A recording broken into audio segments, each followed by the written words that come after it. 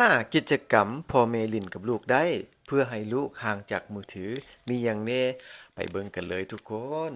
1. พาลูกไปจิมไปเล่นไปหยังหลายๆ 2. พาลูกสักเครื่องตักเครื่อง 3. พาลูกไปท่องเที่ยวแหล่งธรรมชาติ 4. ประดิษฐ์ DIY จาก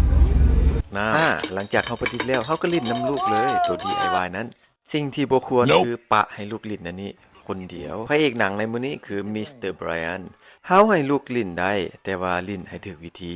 ลิ้นอันใดเฮาไปเบิ่งกันเลย เฮาจะสังเกตเบิ่งลูกว่าลูกลิ้นอีหยังลูกมักเบิ่งอีหยังเนาะเป็นประโยชน์บ่แนวใดที่มันเป็นประโยชน์เฮาให้ลูกเบิ่งให้เห็นความแตกต่างระหว่างตัวใดเนาะคือเราเบิ่งนี่สิควรเล่นตัวนี้บ่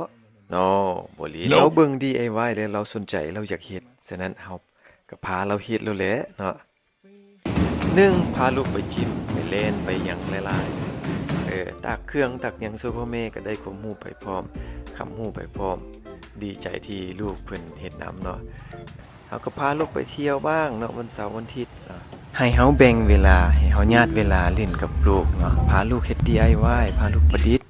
ให้มันม่วนเนาะจิตใจของลูกหลังจากประดิษฐ์แล้วเฮาก็ไปเล่นน้ำลูกต่อเลยผลลัพธ์ที่เฮาพาลูกประดิษฐ์เองด้วยมือของเราเอง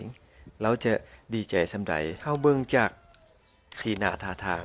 ว่าเขาลิ้นและเขาแฮปปี้ส่ำใดเนาะถ้าเขาแฮปปี้เขาสิมีปฏิกิริยาสัมพันธ์มาจับมากอดมาบ่ายมายิ้มมาหัวเว้าไปตามนี้เฮาคือได้ยินคืออยู่ในรูปนี่แหละเห็นบ่ลูกนี่ดีใจเนาะพ่อแม่ลิ้นนำทั้งเต้นทั้งยิ้มทั้งดีใจไปพร้อมแท็กกันไปพร้อมนี่แบบพื้นฐานของเขานี่แหละ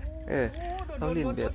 สบายชิวๆเป็นกิจกรรมหนึ่งที่สมควรพิจารณาเด้อพ่อแม่ทุกคนเชื่อบ่ทุกคนลูกบ่จับโทรศัพท์เลยหมดมือบ่ถามหาโทรศัพท์เพื่อสิเอามาเบิ่งฉะนั้นพ่อแม่ควรคำนึงให้ดีว่าสิให้ลูกไปทิศทางใดมกมุ่นกับโทรศัพท์บ่หรือแฮปปี้กับกิจกรรมดีๆที่เล่นกับพ่อแม่มาเฮานี่ก็สิ้นสุดเนาะขอขอบใจทุกคนฝากกดติดตามกดไลค์กดแชร์ให้ได้เด้อเพื่อเป็นกำลังใจคลิปหน้ามาเจอกันใหม่